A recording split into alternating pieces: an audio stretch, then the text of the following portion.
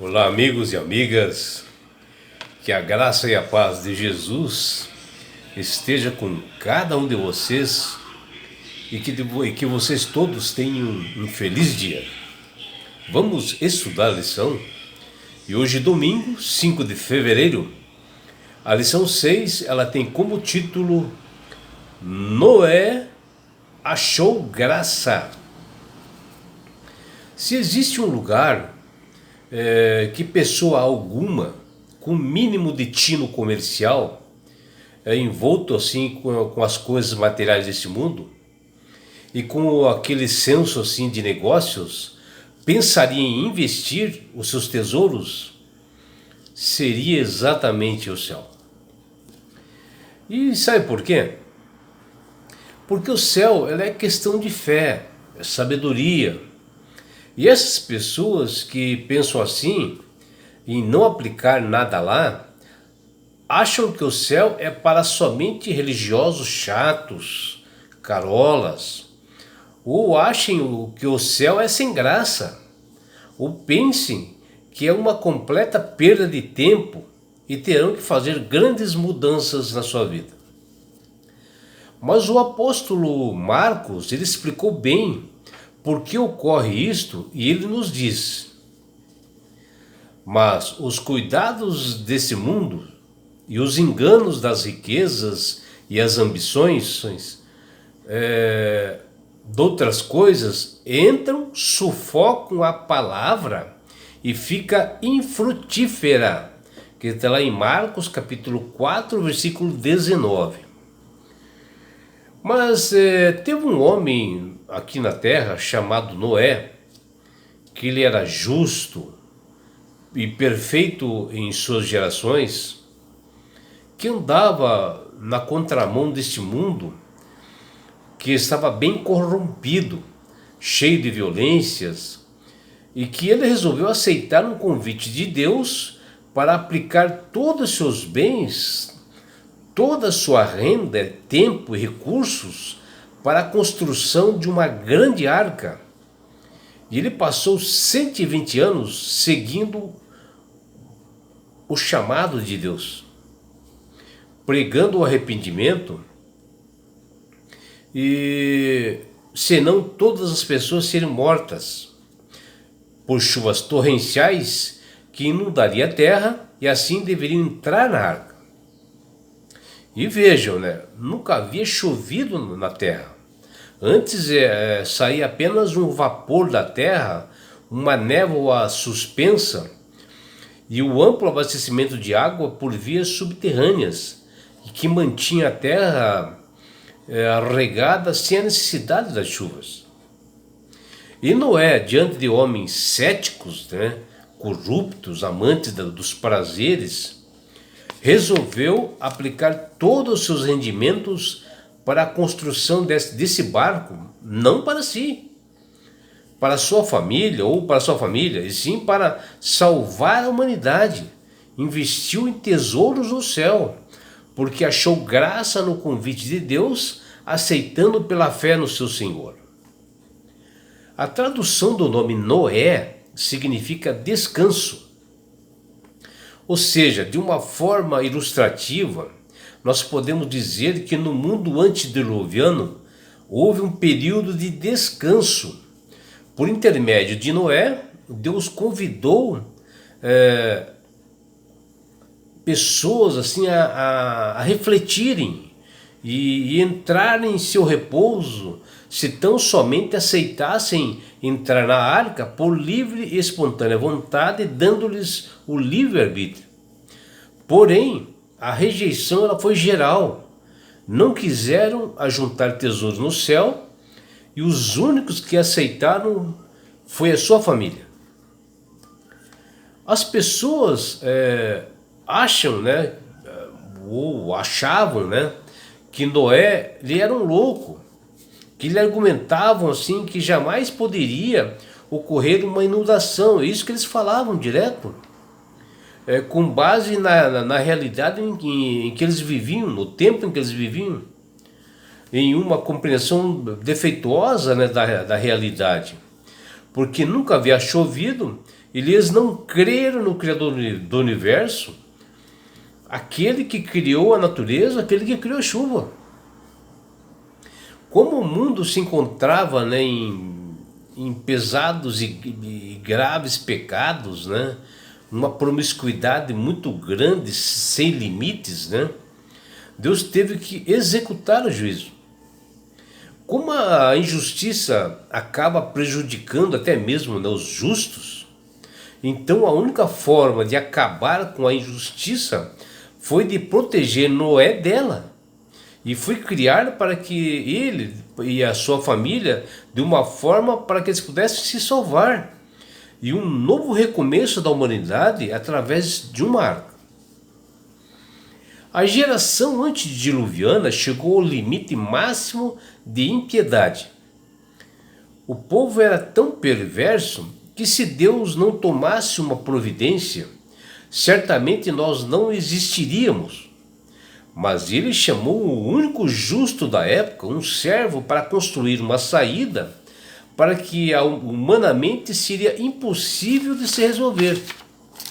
Onde Noé abandonou seus projetos pessoais para aplicar os seus recursos para construir a arca com bastante obediência.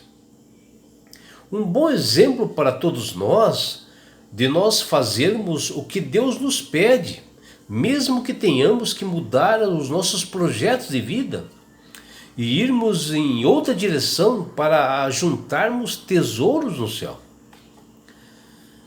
A Bíblia menciona que na época de Noé, a corrupção do ser humano havia se multiplicado a ponto do Senhor ter se entristecido, né, dele ter criado o ser humano, que está lá em Gênesis, no capítulo 6, versículo 6.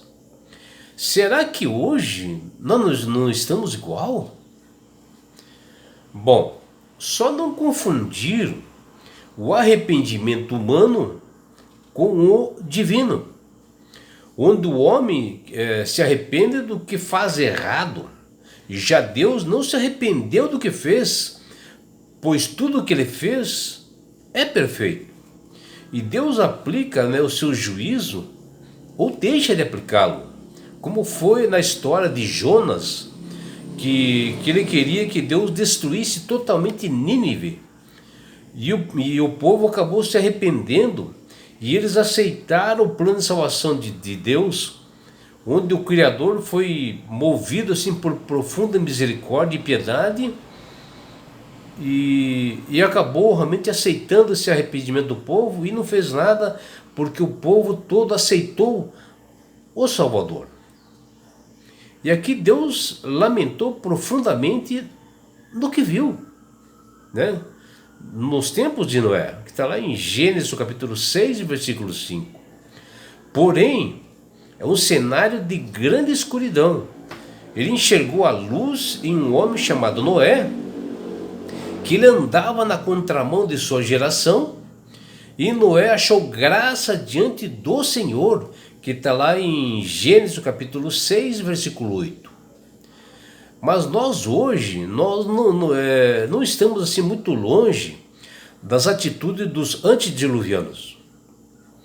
E o apóstolo Pedro, né, em sua carta, que está lá em 2 Coríntios, capítulo 3, versículos 3 a 7, ele nos diz, né, de que o outro ponto é que devia ser levado à conta, né, nos últimos dias, ou seja, tempos antes da segunda vinda de Cristo, que surgiriam, né, escarnecedores da genuína fé, que pela defesa de uma vida, segundo as suas próprias paixões, está lá em 2 Pedro, capítulo 3, versículo 3, pondo em dúvida, né, a volta de Jesus, até usariam a natureza, né, como prova de que a sublime promessa de Jesus não tem razão de ser.